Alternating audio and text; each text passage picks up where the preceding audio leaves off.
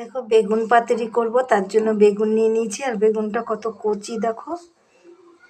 এই মশলা রেডি করে নেব, কাঁচা লঙ্কা আর সর্ষে, এটা একটু বেটে নেব। কড়াই বসিয়ে দিয়েছি আর এখানে হলুদ দিয়ে দিয়েছি তেলের মধ্যে। তো বেগুনগুলো ভেজে নেব।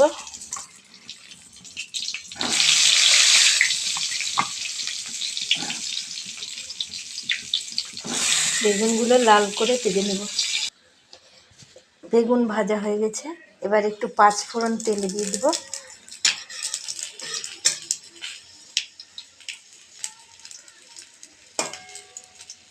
এর মধ্যে দিয়ে দেবো বেটে রাখা সর্ষে বাটা। বাটি দিয়ে একটু জল দিয়ে দেবো। এবার পরিমাণ মতন একটু হলুদ দিয়ে দিব, পরিমাণ মতন লবণ দিয়ে দিব,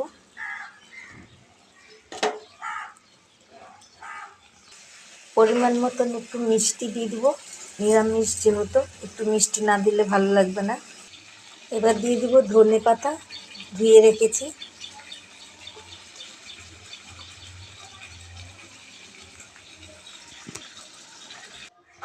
দেখো আমার বেগুন পাতুরি রেডি হয়ে গেছে। আর এরকম বেগুন পাতুরি খেতে খুবই ভালো লাগে। তো তোমাদের কার কার পছন্দ এরকম বেগুন পাতুরি খেতে, তো কমেন্ট করে জানাবে। আর আমার ভিডিও ভালো লাগলে লাইক কমেন্ট শেয়ার করো। আর সবাই ভালো থেকো, সুস্থ থেকো। রাধে রাধে।